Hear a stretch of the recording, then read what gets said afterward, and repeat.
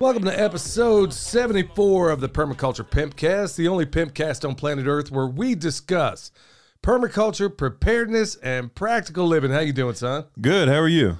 I'm good, man. We're a little bit exhausted. It's been a long day, but well, I'm not exhausted. yeah, I guess not yet. Yeah, you're a lot younger than me, son. All right, y'all. This episode brought to you by Hickory Ridge Soap from Two Old Crows Homestead.com. Turn that simp into a pimp. Bam! Also brought to you by EMP Shield, $50 off. They got that new micro out there, the EMP micro. You want to think about that. Also, the biggest thing, the biggest threat for your house is definitely going to be lightning. This thing protects it. If you have any problems, this is why I reached out to EMP Shield, y'all. Not so much for the EMP protection as much as it is the lightning protection. Because if anything blows up downstream, guess what? They cover it. Up to, I want to say 25 or 30,000. Either way, you never even have to go to your own insurance company. Or you can hit them on top of it. I mean, but the chances are it's going to blow that thing right up off the wall. You make a profit on that tragedy.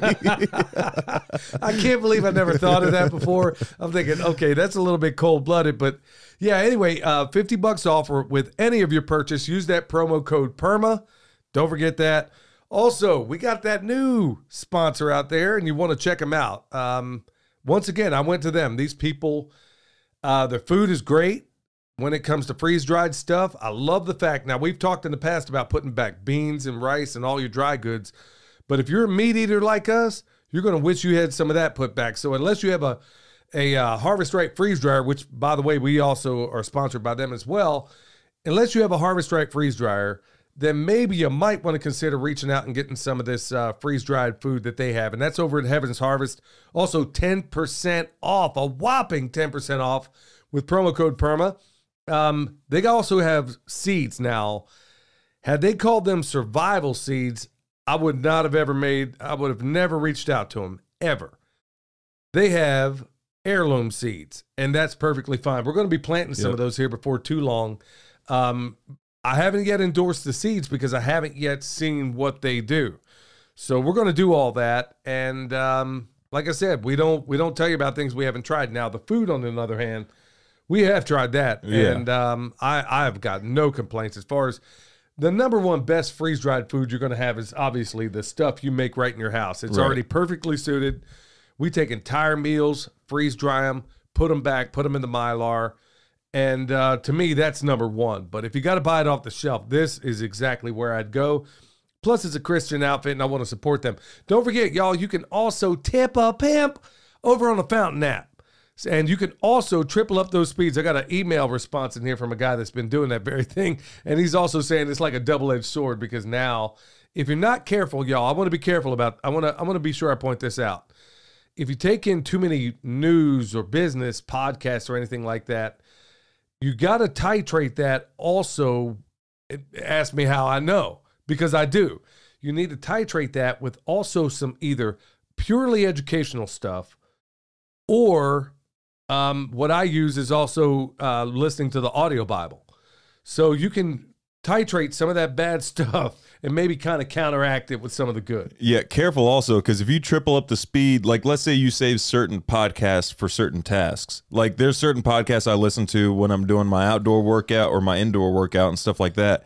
And if you triple up that speed, well, you got like 35 minutes of just silence because your podcast is so good. Yeah, there is that. So sometimes you want it to last the full 45 minutes. Well, you also got to be careful about what I do sometimes is like I'll take a James Corbett, the Corbett Report, another fantastic. I mean, guys and gals, I'm telling you, if you aren't checking out the Corbett Report, you need to. Anyway, I could take like his stuff if I'm doing something and I'll loop it on like his World War I conspiracy. Yeah. So if it plays out too quick, then I'm already, while I got my hands in the middle of bone saws trying to make this stuff, I can't. Is this a podcast that most people can access? Because guys, Dad will recommend some podcasts to you that he only has access to through the Apple Podcast. Like Alex Jones podcast, I don't know how you get that through Apple Podcasts still, but you do. Yeah, well, if you weren't subscribed way before, you're not going to get it. So there's that. And then plus I pay for subscriptions to people like Ground Zero with Clyde Lewis, John B. Wells, Caravan to Midnight. Your mom pays money to Doug Hagman for the Hagman Report. Even though you get that free, she gets the all access thing. So we pay for that as well. So folks, the news you get for free is exactly worth what you didn't pay for it. So tip a pimp. There you go. Well, you're going to get it either way. But if you like what we're doing, if you think it's awesome, then go ahead and tip up him. Man, I cracked up when that little boy. Man, I wish you could have seen this, man. I got the video. His mom gave it to me. And he actually called into the show, so we'll get to that later. But man, I'll tell you what, that video she gave me, that had me, I'll tell you what, I was busting up laughing the whole way home. This little boy had me cracking up. I wish I could remember his name, but man, his parents were awesome, man. Our kind of people. He's going to say that at school and have some explaining to do. Oh, man. Tip a pimp. Yeah, just like your cousin, where he was here. I said, hey, boy. I kept calling him, hey, boy. I know he went back to school and he was telling all the other kids, hey, boy. I mean, just little silly things I do with kids. Just, funny stuff. But then you tend to forget, or at least I tend to forget that they're going to pollinate that stuff elsewhere. So, all right, y'all, tip of the day. And there's a couple of reasons that brought me into this. One of them has to do with one of the tasks we did today. Folks, as far as everybody's wondering what they can do for a business, how can they get a side hustle? How do you get into homesteading full time? Man, there's so many different ways to go about that. It's kind of a loaded question. But one of the ones I think you ought to seriously consider is think about the items you can purchase and then rent. Yeah, absolutely. Like Jason, he does his chicken plucker, doesn't he? Yeah, man, that sounds like a word. That sounds like a really bad word. You chicken plucker. Yeah. Yeah. Anyway, yeah. So, yeah, you can rent out a chicken plucker. Right now, we were talking about, I don't know what it is, y'all. Don't know what it is about Western North Carolina, but you cannot find a stock trailer to rent for no amount of money. Yeah. Nobody has one on Craigslist, not anywhere. So we've been kind of thinking about how to fill these gaps. You got Jason from Sow the Land also rents out his mobile cooler. Does he? Oh, I didn't know he rented that out. Well, I think if he wasn't, I know he was talking about doing it, so I'm pretty sure he is. So you could do something like that. Or like we were talking about today, we bought this thing from Dr. Stewart, the World Shepherd, which, by the way, if you haven't seen that video yet, folks, you want to check this guy out because as much time as we spend there, you're drinking from a fire hose. And he is dropping so much knowledge. And in fact, I hit up Ben and Megan at Farm Where You Live to see if maybe they want to have him speak at one of the next festivals. In fact, I'm reasonably sure he hasn't been invited back to the festival that we go to because he makes no bones about the fact that he is a blood-bought soldier of Christ. Right. And, well, in certain festivals out there, you just tell anybody you're a Christian, and that's the quickest way to not get invited back. So here he is. You got this extraordinary man, probably knows more about hair sheep than anybody else on the planet, and nobody is bringing him out to these festivals. Right. So there's going to be one, the Farm Where You Live. We'll get to that in a minute, but there's one coming up in April 15th.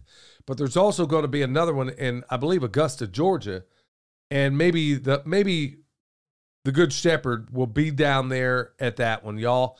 If you ever get the opportunity to learn from him. He is the consummate autodidact. I mean, your mind is blown every time. I'm sitting here jaw agape because I don't even know what to ask. Well, he answers it. My mind. He answers it for you before you even like ask. Like kind of. He just gives you so much information. It's like he knows that you're here for the information, and he's going to give you everything he can. And then when he's done, he gives you a hug. He sends you on the way. Yeah, he's like, all right, I gotta go buy something. You boys get on down the road. But honestly, he is wide open. So for anybody else that's doing festivals out here, believe me, this is a diamond in the rough. The guy's been doing it forever and a day, done it all over the world, and he's extraordinary. And not just in terms of like animal husbandry. This dude is so awake Oh, yeah. On so many things. I mean, the things that like Ben Holler and I talk about, or, you know, or things that conversations I've had with Danny off, you know, the beaten path, things that we could talk about in private that can never see the light of day in a platform like this. This guy does not care. I mean, he will drop manhole covers on your head full of information. And he's just really something else. I mean, he's just one of those guys you just can't get enough of. Check out part 1 for his like sheep setup, like his whole system that he has under that barn. And then part 2 is going to come out here soon, where he starts talking about, I mean, everything involving sheep. It's a lot of information packed into one video, so that's why we broke it up into 2 videos. And we got about that much of it. And for those that are watching, I've got my fingers barely together. You know, that's how much you got. Well, we got a little further ahead. What I was really trying to get to on the tip, and I got a little further away, is that Dr. Stewart also had this little sheep carrier that you could stick in the back of your truck. And I'm thinking, okay, well, this is either A, when you got to buy something like that, ask yourself, is it a one-time use? Or could you rent that out to somebody? So we could put that thing on a trailer, and there's like no animal carriers around here. People could haul dogs on it if they wanted. They could haul, I mean, any number of things. I mean, this thing's ideally made for sheep, but you could stick it in the back of a truck. You could put it on the trailer. You could do any number of things with it. So instead of just buying this thing once and just having it sit on the shelf, maybe you got tools out there, like let's say a hammer drill. Now, I know you got to be a little careful with certain things, but let's say it's certain, you know, specific items. Maybe you want to put them on Craigslist for rent. Yeah. Yeah, that's definitely possible. I mean, trailers, farm equipment. I mean, think of stuff that people, like, it's hard to justify some of those purchases when you only use it once. You know what I mean? Yeah. So you can kind of easily justify it by renting it out. Well, almost certainly, like I was saying before, to get cocoa back here from Deep South Homestead, we had to go all the way to Charlotte to find anybody that was renting a trailer. Okay, so what does that say to you, y'all? Everybody that's hit me up saying, hey, I'm looking to get into the farm business, find the holes, find the opportunities, figure out how you can fill those things. There are so many, and frankly, we have given away, I mean, literally just given away lucrative ideas to other farmers out there. Yeah. You gave away one, I know for sure, that we could have easily done ourselves, and I gave away one, and we won't say to whom. I mean, honestly, you're not doing anybody a solid if you just tell the whole world that you gave them the idea. You know, I mean, you did you did it out of the kindness of your heart. But there's other people that are running away with ideas that would almost certainly have made us a lot of money. But there are so many opportunities in this space, and one of them might very well be, let's say you know how to trim the hooves on sheep. Yeah, you might be able to sell that service. Yeah, you'd be a little sheep farrier out there. You know, I mean, is there a service you can provide? I'm a journeyman electrician. People are beating down the door, begging me to do work for them, and I just can't do it. I mean, I'm just up to my eyeballs in what I'm doing. Didn't mean to spend so much time on that, but there are tons of opportunities right here in the homestead space. Farm news? Yes. So we picked up the Ram. We didn't tell you that. We told you we went to the homestead, to the World Shepherd, and he's down in Georgia. So we drove down there this morning. We literally got back about an hour and a half ago, and got a Ram. So, and he is a highly parasite-resistant ram.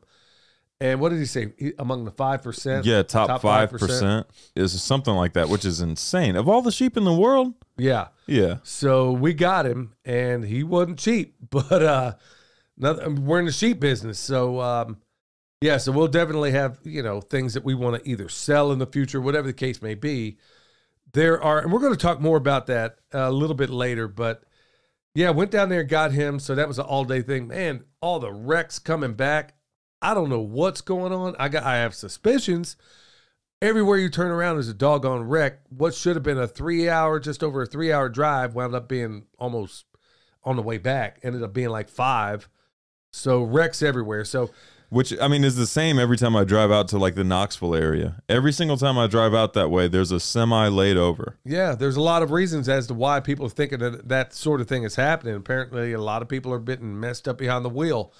All right, so other farm news, replacing trees weren't many to replace. I mean, what did we say? There was about a 95% success rate so far. Yeah, something like that. And we're planting in some pretty rough spots on one side of the driveway, actually both sides. Well, yeah. Not anything to write home about.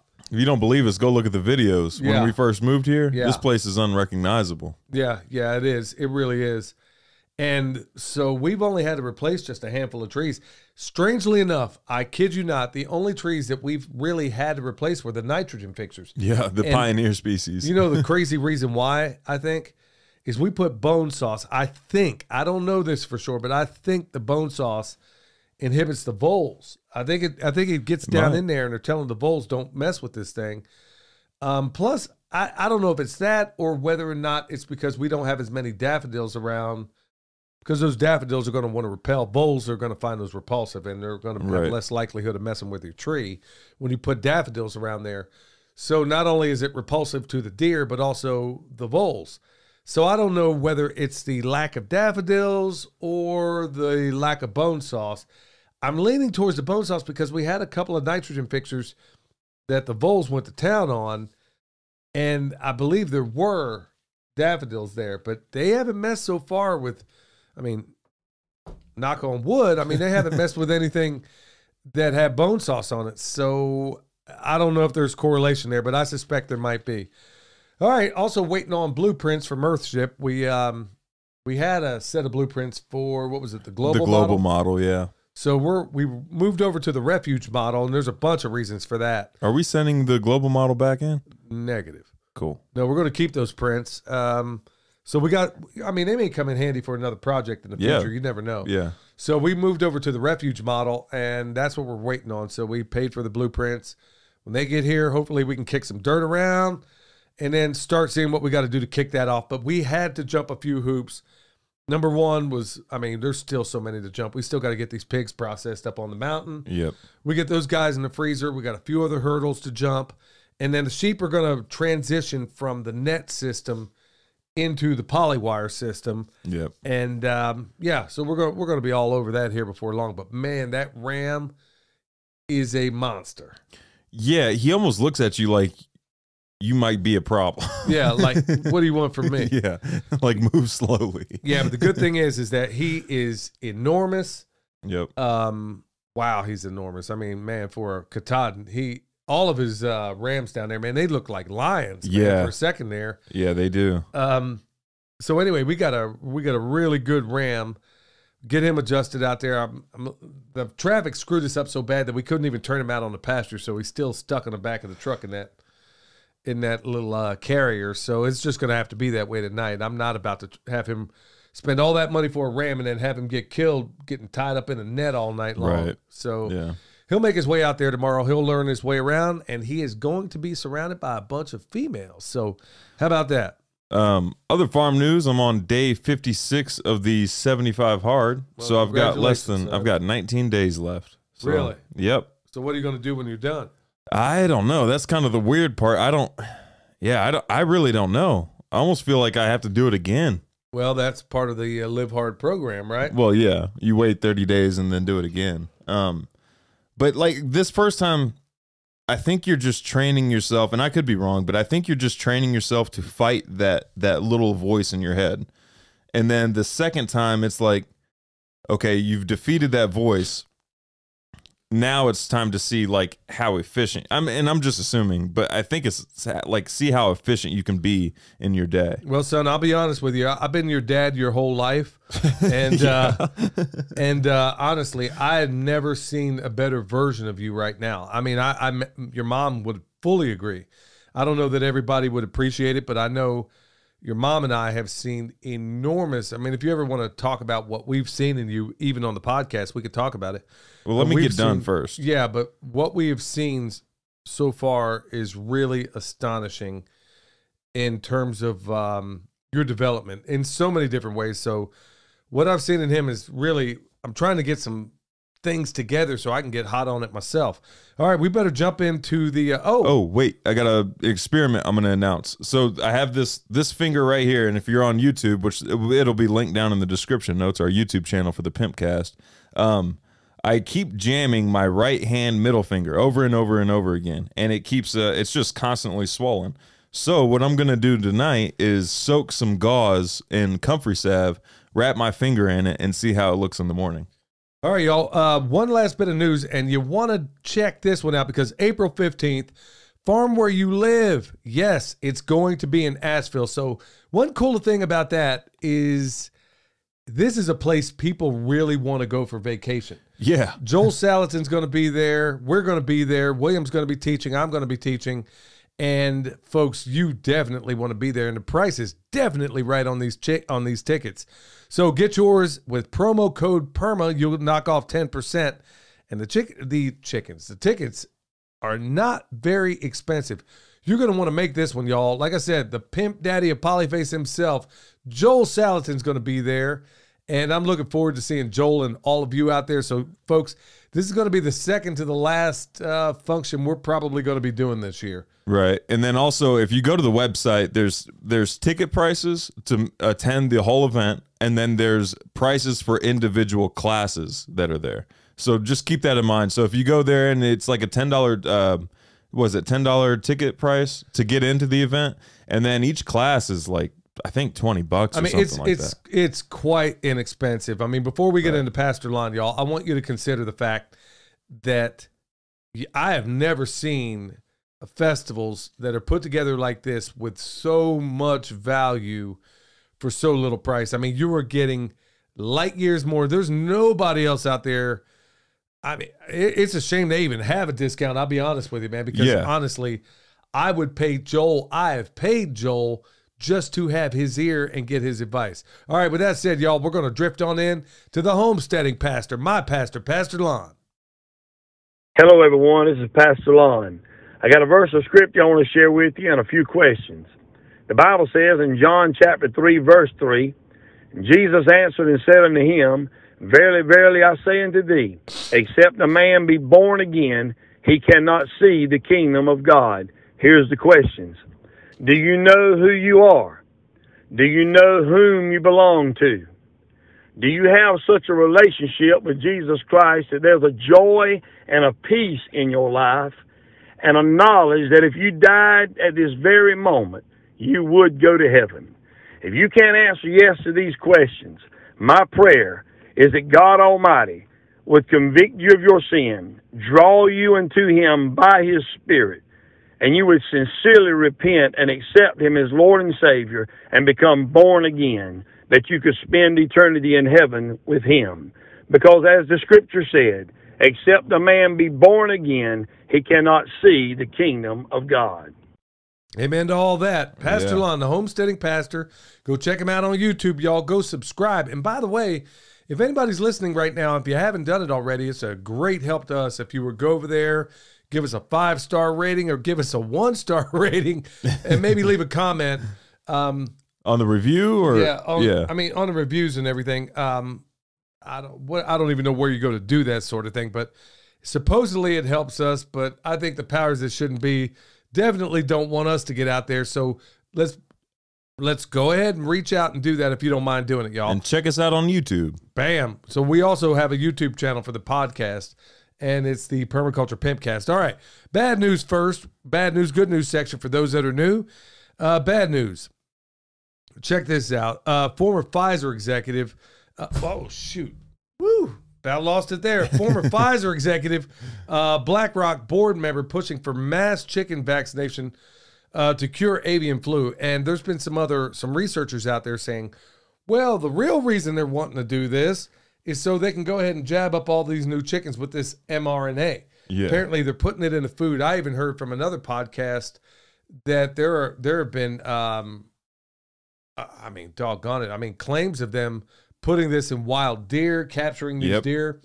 I mean, this is absolutely ridiculous, y'all. All the more reason why we need to be growing our food and honestly bring these people to justice that are responsible for this, because they have zero regard for any of you or me or whatever else. How many chicken avian flu pandemics have we been through, and not once have our chickens ever gotten sick? Not once. And the crows visit them all the time. Every single day. Yep. I mean, they're out there all 4 seasons. How about that? Maybe it's not the avian flu. Maybe it's the CAFO operation. Well, you know, maybe that's part of it. Or maybe it's just all contrived. Or maybe you can do what Mike Adams was talking about earlier, which is, well, actually, that's part of the good news, is using chlorine dioxide on a lot of this stuff. And we just got flagged. Yeah. You even bring that up. Dang, Dad. Yeah. We couldn't have made it to episode 100. Yeah, well, hey.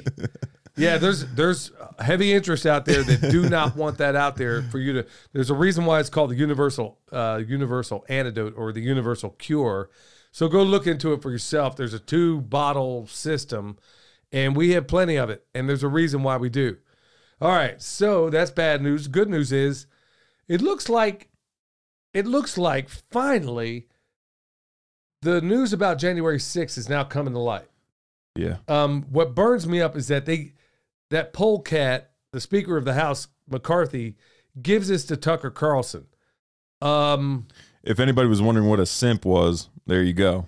No, okay, what gets me, this is the American public. I mean, I understand Tucker Carlson, I don't trust the guy as far as I can throw him. If they're on network news, I don't trust him at all. Okay, so let's say he's got a pretty good track record. At the end of the day, there is a whole lot of footage out there, and it's all in the hands of just one person. Does that make sense to anybody out there? Why not just put it out there and let the American public see it themselves? I mean, I don't have anything necessary. Well, I got some issues with Carlson and just about everybody over at Fix News and MSNBC and you name them. I don't like them. I know they're all Operation Mockingbird prostitutes, but there is no justice in this world unless I can ever put my hands on Hannity for real. I never did. I never did like that dude, and I still don't like him. I mean, he's out there telling people to go get shot up with this stuff. But back to that chlorine dioxide, it found that it destroys dioxins in paper and pulp mass. So for those people that are mixed up with what's going on up there in Ohio or maybe some of the other areas, Yeah. it sounds like chlorine dioxide might also be an answer for a lot of that stuff. Chlorine dioxide might be an answer to the dioxins. Yeah. Yeah. How do I better spell that out a little bit better. Yes. Chlorine dioxide. If you go to the universalantidote.com, I can't remember exactly where we got it. Mike Adams even did a thing where he's doing the experiment on how to use this stuff. It's really not that difficult. And there are many people still in jail just because they talked about the virtues of using chlorine dioxide. Yep. So that's what William was really getting to earlier. So you can get, I'm not going to tell you what to do with it. I would highly recommend you go check out Mike Adams, or it may be under Prepare with Mike, whatever the case may be. Or Miracle Mineral Solution. You might be able, I found it on accident one time finding that. If you go to Miracle Mineral Solution. Well, I'm not 100% sure that's what it is. That's what I think. Okay. It might be the same thing, but it sounds like the two might have a little bit they might very well be the same thing. Bottom line is that they're finding out there is a reason the powers that shouldn't be don't want you to know about the virtues of chlorine dioxide, okay? Not that hard to, I mean, I guess I better leave it right there because I'm not sure. We live in such a litigious society. I'm afraid hopefully somebody didn't get the 2 bottles and then just squirt it all in their mouth and then have a nice day, you know? Yeah, don't do that, yo. Yeah, that's exactly what you don't want to do. So, I mean, as far as good news, the January 6th thing, at least it's coming out. But what's cold-blooded about that? What's cold-blooded about that whole thing on January 6th is that these people have been locked up without trial. Some of them admitted or basically pled guilty, are now in prison, some of them for years. And we now know that every single bit that was told to you by the media was a manufactured lie. So when we get back, we're going to get into it.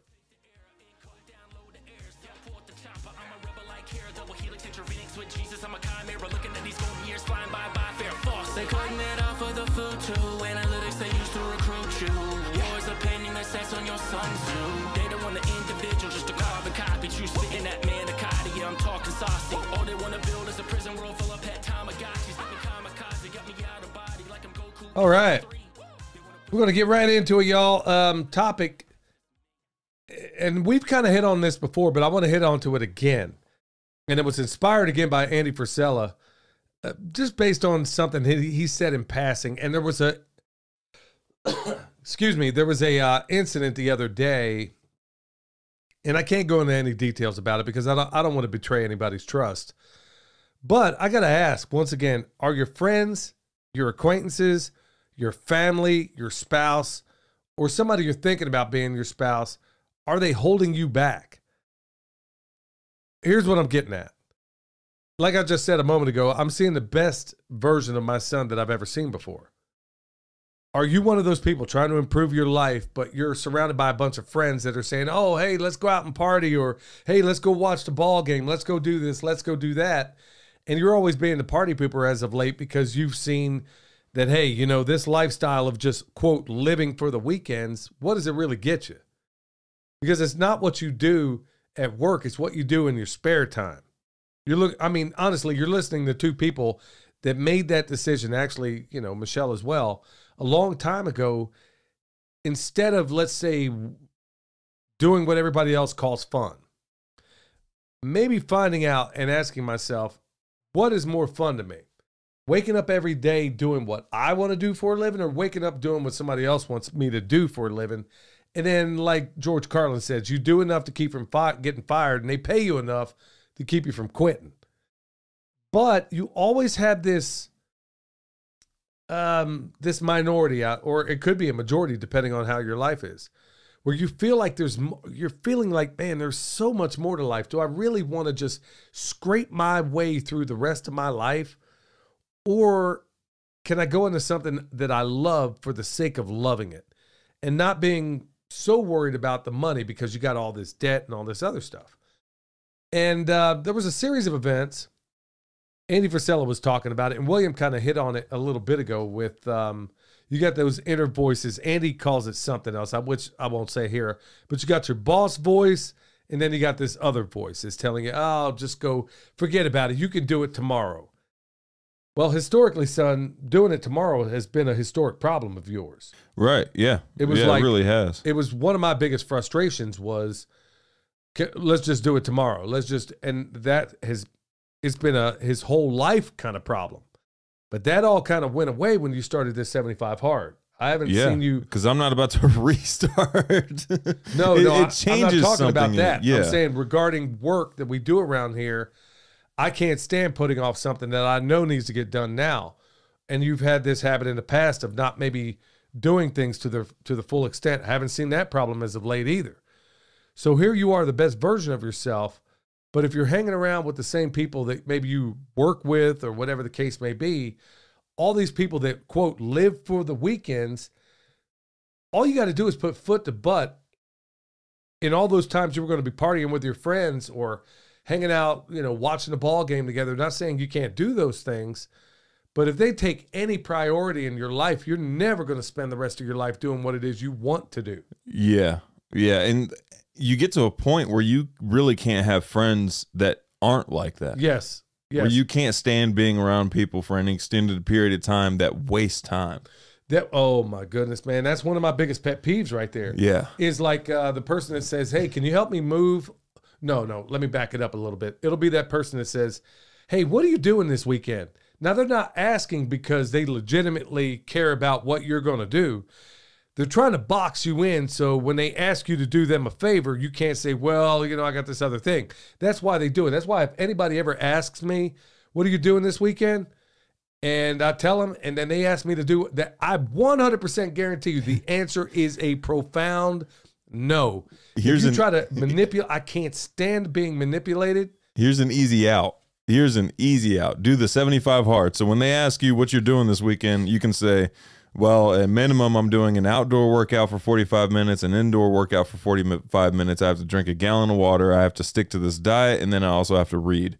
And that's just to get through the day. That's the base. And then you have a list of 5 things you have to accomplish every day. You got business things you got to do. Yeah. But if you want to sit here and toil away day after day, week after week, month after month, year after year for a pittance, or maybe they do pay you well.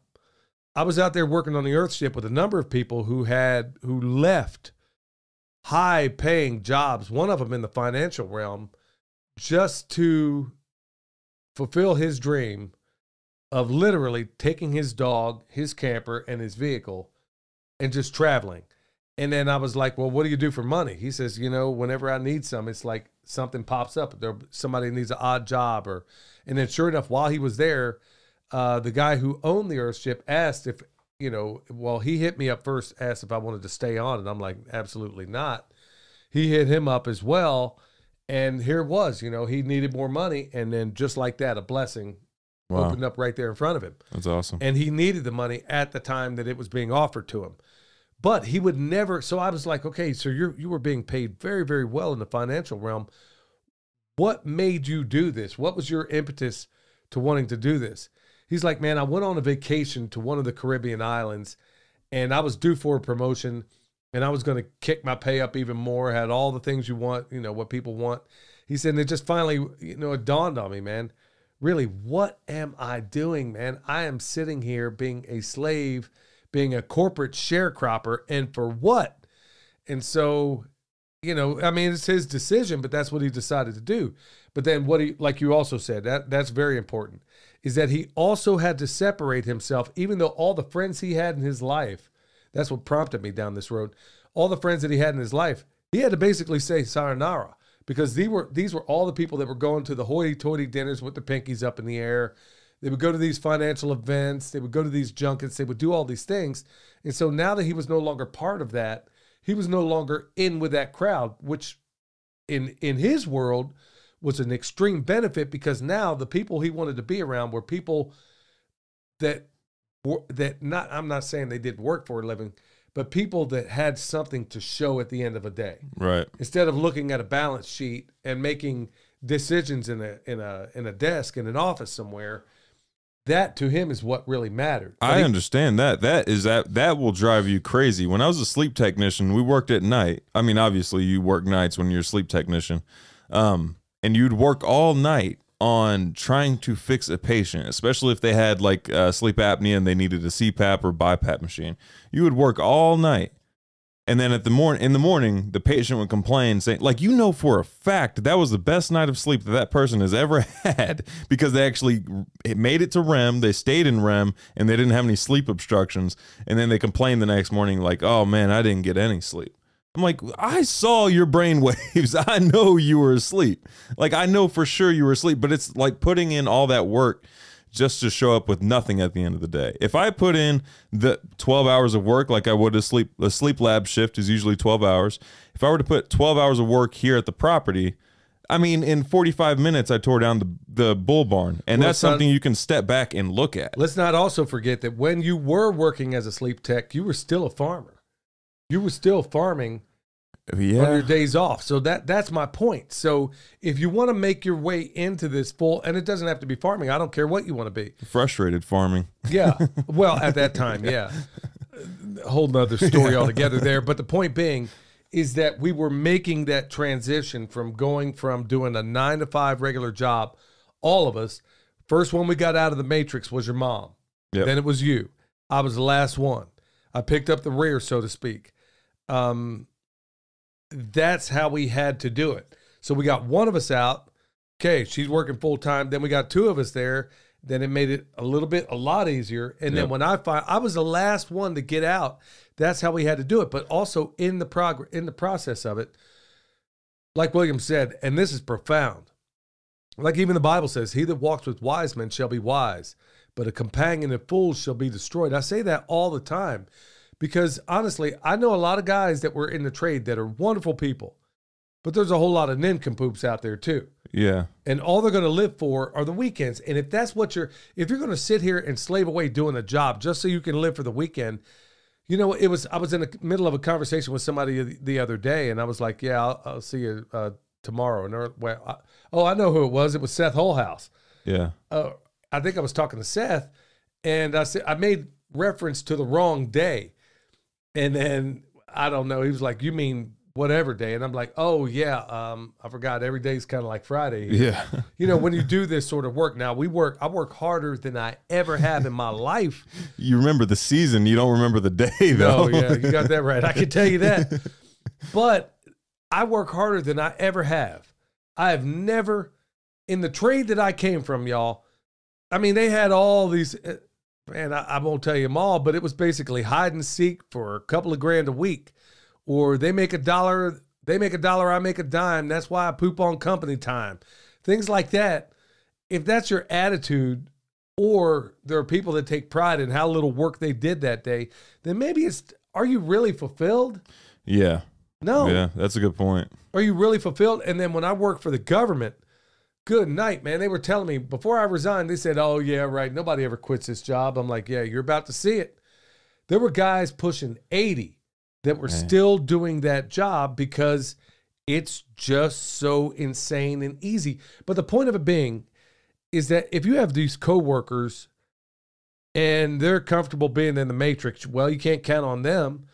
Maybe you have a spouse. Maybe you have a person you're considering to be a spouse. Maybe they have very different goals and directions in their lives than what you have. Well, I just spent a day with a few guys that are dealing with the consequences of that very thing. Or let's say you made this transition, and I've seen this a lot, where one person thinks, okay, I feel like I'm going country. Mm-hmm. Well, the other spouse doesn't. And you got into this thing and you were on the same, hey, there's such a thing as a permaculture divorce. Yeah, Emily knew way before we got married that this was going to be our future. And also, I mean, you should, if you are dating someone with the intent of marrying them and this is going to be your future, your life, they should know that. You shouldn't just surprise them like, oh, you're trapped now. Here we go. Yeah. Like you shouldn't surprise them with that. And you can't, and honestly, with this lifestyle, we didn't even take a break through the winter. I mean, No. it's still technically winter, but It takes 30 minutes to get to the grocery store. yeah, but we don't, the point that I'm making is that a lot of people that do this work kind of take off for the winter. We don't do that. We haven't done that. And frankly, I'm feeling it right now because, I mean, I'm genuinely exhausted in so many different ways. I love doing this podcast. I love putting out good information, but there is just from dawn till dusk, we're going at 100 miles an hour, but I wouldn't trade it for all the tea in China. And I wouldn't let that put you off either. I think part of the reason you're genuinely exhausted is because it's not just farming. It's farming plus the events, plus the podcast, plus the YouTube channel. So if you're just farming, it We should manage be a number lot. of businesses as well, too. Yeah. And we don't always talk about all of it, but all of this requires, at the end of the day, my worst day here is better than my best day ever on a job. And I'm including the time when they would give me fat bonuses. Yeah. Those were not, but you're never going to get it and you're never going to attain it if you don't surround yourself with people that understand and appreciate and push you along. If you're the smartest person in the room, like John always said, John at SOE, if you're the smartest person in the room, then you need a bigger room. You need to be in another room. Yeah. There's that saying, like, show me your friends and I can show you what your future's like. Yes, indeed. And so you're going to also have those friends that you got to jettison. Yeah. They're no longer relevant in your life. Not saying these are bad people. It's just, look, if we're not going in the same direction, Jack, you're going to have to go your own. And I'm not saying you got to be a farmer, but the most insulting thing anybody could ever say to me is, and I quote, you haven't changed a bit. Yep. Because I know they're lying. If you tell, I'm not even the same person I was a year ago, much less 10 years ago when I last saw you. Yeah. You know, you're not going to tell me I didn't change a bit. I know that I've changed immeasurably. I can't even, like I said, I don't even recognize the me from a year ago. So those people that have the audacity to say that thing to you, especially when you know you've changed for the better, then really, are those the kind of people you want to be spending a whole lot of time with? Not at all. It's almost detrimental to your success, being away from those people, because what you're going to do is already hard, and it's even harder when you have that little voice in your head external in the form of other people. Yeah, and they're constantly telling you, "Oh man, don't worry about that."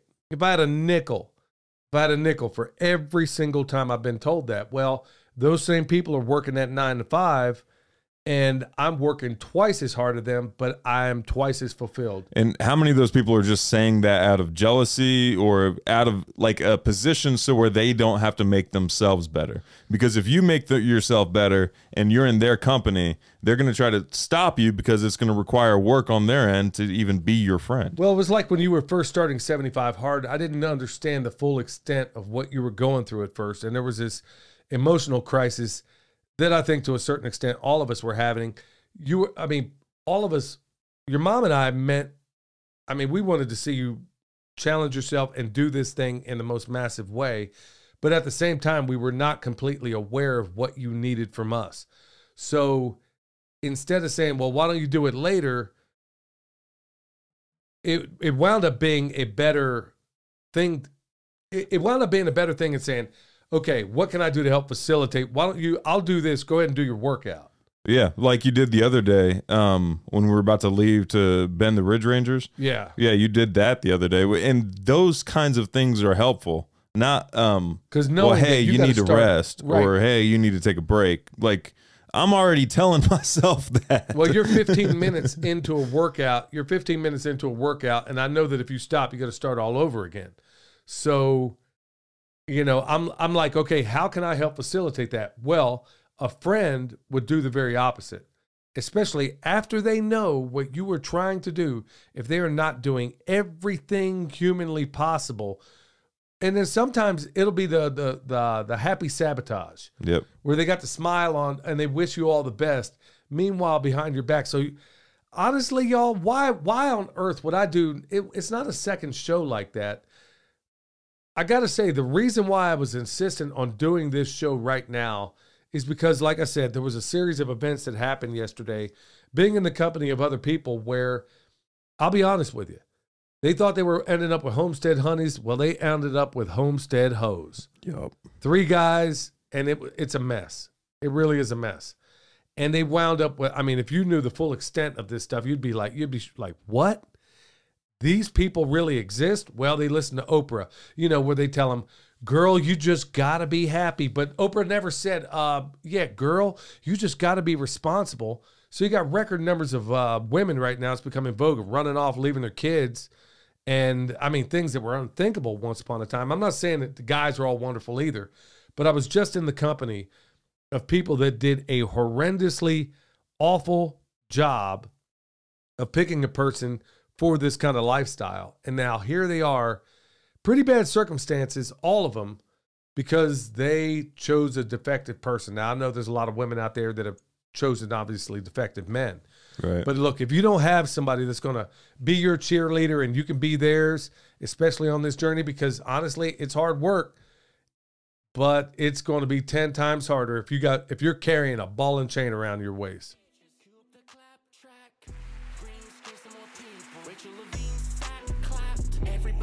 Up about Elon, buying Twitter like he gon' save us. Left and right, squabbling while he got chips for your heads, calling him courageous. No bueno, I answer to no one, start calling me NATO.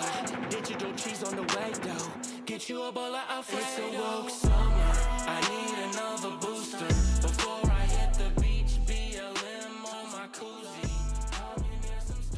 All right back from the break, y'all. It looks like we got some. Hey, son, what's that call-in number if you want to use it, folks? Yeah, we got some voicemail call-in voicemails. 828-380-4419. That's 828-380-4419. Fired away. All right, here's the first one. Hey, Billy, William. This is Don from Central Ohio. And I have a question about compost piles. So let me tell you what I've got set up. I've got 2 compost piles going on right now. Their ingredients are chicken manure, grass clippings, and some leaves, with a little bit of hay mixed in there too. So far, they're not heating up. The chicken manure is a little bit older, still damp, but it was also mixed in with some wood chips.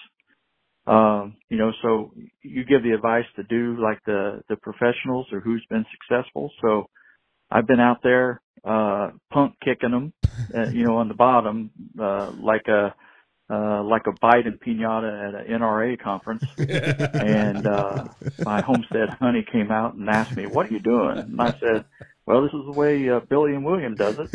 And then also, I pretended like I had Milk Boy with me. I said, "Milk Boy, stop humping the neighbor's Shih Tzu and get over here and tend to the sheep." And then finally, I've got some more cow manure that's more fresh. So should I add some cow manure to those piles to get them heated up? And maybe I just need to wait for the temperature to come up. So that's my question. Thank you all for all that you do. And we appreciate all the things that you're putting out there on podcasts and YouTube and everything else. So thanks very much. Bye. Thank you, Don. It sounds like your pile isn't big enough because you have all the ingredients to get that thing heated up and going. Well, he could also be a little lacking on nitrogen because he said all he had was chicken manure. And I'm wondering just how much he's got. So it's hard to know without seeing the ratios. With the grass clippings, if it's damp and there's grass clippings and leaves and hay mixed in there, I would say there are wood chips in there, but it should still get heated up enough. I would say the size isn't big enough. That'd be the first culprit. It needs to be at least 1 cubic yard, which is the most common problem. The most common problem with this 18-day compost and 30-day compost and stuff is that people's piles aren't big enough. They need to be at least 1 cubic yard. But yeah, I would add the cow manure to it, see how that goes, and then I would also try to add more either hay or grass clippings or something like that, or straw. Not any wood chips because the carbon to nitrogen ratio is too high. But I would add the cow manure and try to get your pile up to 1 cubic yard at least. No bigger than 3 cubic yards. It's hard to say for sure without actually seeing it, though. Right. The next voicemail is from your little pal, Dad. This podcast is brought to you by Hickory Red Soap and DualClothes.com. Tip a pimp.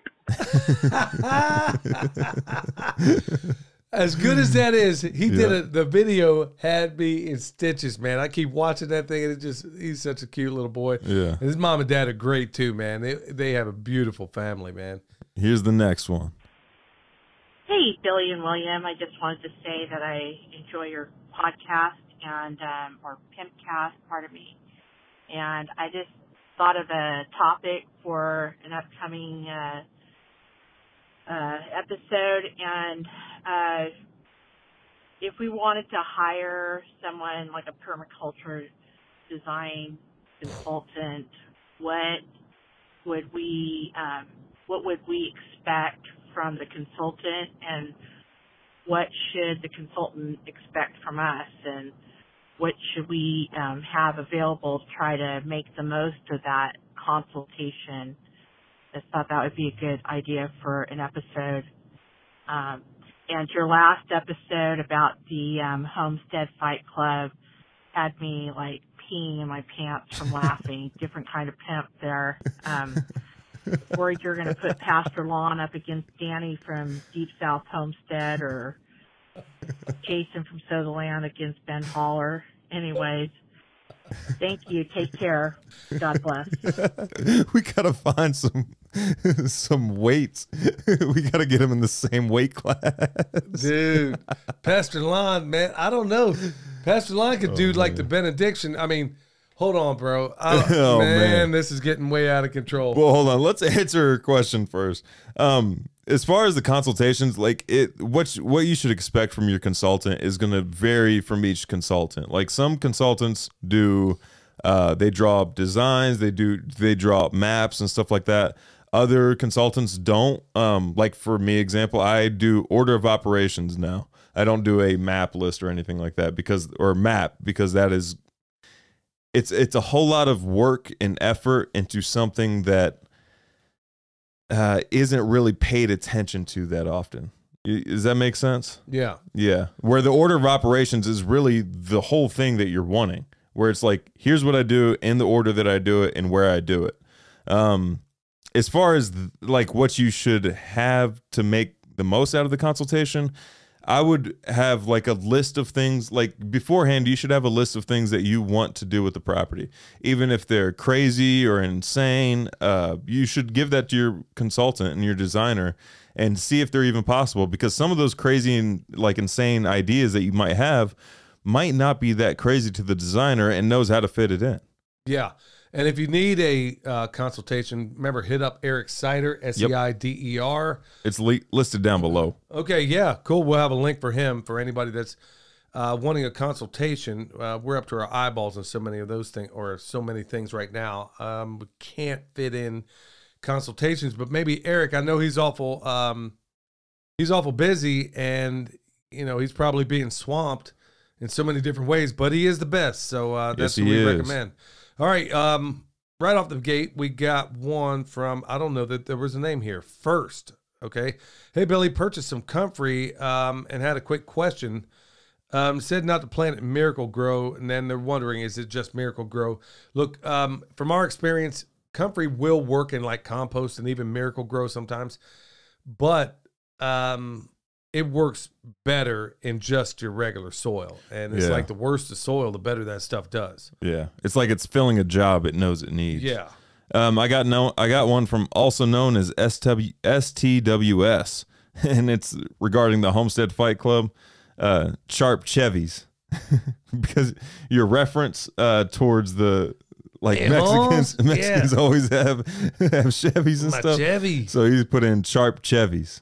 Yep. Yeah. Got one. All right, so we got one from Mark. Hey, this is Mark with Carolina. I don't know if I should say all that. Basically, spoke to a garden club down there in Charlotte and on sustainable urban landscapes, and he endorsed the bone saw. So thank you so much for that, Mark. I do appreciate it. Yeah, thank you. It's to the point now where I'm probably gonna. I don't know that I can keep up with demand because we got a farm to run and. That stuff takes a lot of time to work, and it's tough to do. So I got one from Dan Del Collo, maybe. Regarding your reference to Lancaster, PA, I work in downtown Lancaster and grew up in the area, and I agree that it has gone really downhill. The city is full of a lot of liberals, and they're really gentrifying it. It's kind of like putting lipstick on a pig, though, and has pushed some of the riffraff out of the surrounding areas.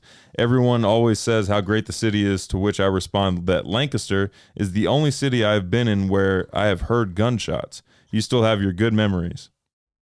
Well, that is good. I don't know if I was talking about Lancaster at the time. I was talking about Coatesville. Is that near Lancaster? Yeah, it's not. Everything's pretty close back there. I mean, Coatesville was... Lancaster, I mean, was still pretty the last time I was there, but Coatesville, good night, man. Where I grew up, I mean, it looked like, well, you were there. I mean, that time, and I mean, it was a total mess. There? Yeah, we passed through that time. Oh, when we went to Valley Forge and all that good stuff. Okay. Wow. So let's see. I got another one if you need it. Yeah, go ahead, because I got one from Flyover Joe, Polyface Pimp Daddy. LOL, y'all had me in stitches talking about the Homestead Fight Club. Hey, if y'all really want this to happen, I'm not opposed to it. No, I'm not at all. We can set up some matches. I don't even know how to do this officially. I don't know if it needs to be official. We can find some hay bales. We can get the Dude, if it means honestly, I'd let somebody knock me out. I would stand there with my hands behind my back if it meant I raised money for Vets for Child Rescue. But you can put your hands up. It's going to have to be a certain amount of money. Yeah. But believe me, I wouldn't slouch it off if I had to. If I had to go in there, man, I would definitely do it, and I'll be gladly putting a 5-minute flurry of fist on some people if I raise money for a cause like that. I'm excited. I want this to happen. This would be cool. This would be cool. I'm still cracking up, man. I just had this daydream. I was telling. I mean, honestly, man, how hilarious would that be to have Joel just out there in his jeans and suspenders and leave his hat on, too? I mean, I wasn't kidding, dude. Just leave the hat on. Just take some chicken blood and stick it under his eyes, like smeared under like he's a football player. He didn't even get his hat knocked off. It stays on the whole time. Yeah, just leave his hat on right there, man. Just have him do like the Incredible Hulk pose and all that. He's the Bruce Buffer. Yeah. No. I bet we could probably do. Joel's a good sport, man. He'd probably do something like that. Who knows? Maybe. Yeah. But I don't know. I mean, maybe, there's a lot of people who want to put a beating on me out there. I don't know. I'm just thinking something gratuitous like that and over the top would honestly sell a lot of tickets. So Here's I don't know, okay. in the future, I wouldn't mind doing something like that. How about this? On the YouTube channel, comment, like down below, comment like who you would like to see matched up. And we'll work on it. Yeah. Comment who you want to see matched up on the YouTube channel. Yeah, well, you know what? The ladies are going to feel left out. Oh, women. So we'll need a girls bracket too. Yeah. So if you want to see some women up here putting a whooping on one another, I don't know. My female cousin used to beat my butt across that dairy farm. That's what I'm saying. Yeah. Yeah. You used to get worked over, boy. She'd put a beating on you. Yes, she would. All from one side of that farm to the other. But dragging me. yeah, so we need a female division. And so for any of you trans testicles out there, this ain't the American prison system. We ain't going to have guys fighting girls and you identify as this and that. Go ahead and try it. Biological males, if we can pull off something like this. Yep. But really, if it's possible, I mean, if it meant raising money for a cause like that, and if it meant raising a lot of money for them, man, I am totally down. I would absolutely Dad, do it. You don't have to convince me. I'm down. Let's do this. Yeah, it's just a matter of convincing everybody else. Yeah, everybody, we were just kind of freestyling there, but it's funny. Apparently, a number of people got a kick out of that. Yeah. But yeah, we'll see if we can match Joel up, and we'll see. Like I said, Justin, I'm thinking about all these. Go ahead. No, I was sitting there thinking, man, if I could go out there, okay, we put on some MMA gloves. Honestly, we could do this thing like a pro wrestling thing. Me and you on one side. Who's Justin get? Justin, I don't know. I guess Jason or whatever, Poor man. Jason. Sorry, I love Jason, You man. better bring some heat, Justin. We're already trash talking. I'm about to choke you down, nephew. I'm about to pop his eyeballs right out of his head, dude. Like, tap. Joel's trying to break us loose, dude, and there goes his eyeballs laying out there by the, his eyeballs be laying by the optic nerves sticking out of his head like a cartoon. Somebody throws in a cattle prod, a metal chair, and a chicken plucker. Yeah. Yeah, so this sounds like something that could be really a lot of fun and raise a lot of money. Yeah. But man, we got so long in the tooth, man. We're just not going to get to these comments today. Hold on, I got one more. From Strider47, and it has to do with what we're talking about. In quotes, all proceeds go to Vets for Child Rescue or medical bills. Man, you guys had me laughing hard. Here's some sass to go toward one or the other. Hashtag tip a pimp. Hashtag for the children. Hashtag for medical bills. Hashtag catch Jack. Man, that's what I'm talking about. I don't know. I mean, I'll reach out to some of these people. We're going to sit down to dinner with Joel here before too long. And I don't know. I know this seems like it's over the top, but man, I feel so passionately about this. If there is a possibility, like I said, I would let somebody knock me out if it meant if I could just get one kid out of child sex trafficking, man, I would gladly give away everything I have if it meant just getting one kid out of that stuff. I'll fight Bo Nickel, who's an actual UFC fighter, for this. Dude, I'll fight King Kong, man. I mean, honestly, at the end of the day, I really would if it meant I could raise a lot of money for this cause. And if it meant, maybe this is something that ought to be put together. I know a lot of it was done in jest, but honestly, if it's for a good cause, I will do it.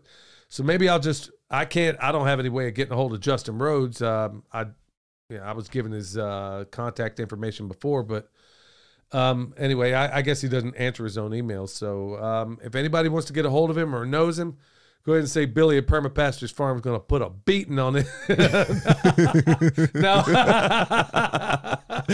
No, just go ahead and tell him, hey, man, if he's interested in raising some good money for some fantastic cause, Shoot, man, you probably get Joel to do it. And if you say no, what, you don't care about the kids? Do you see Joel out there with no shirt on, dude? Probably got, I mean, his chest is probably so hairy he could weave an Indian rug.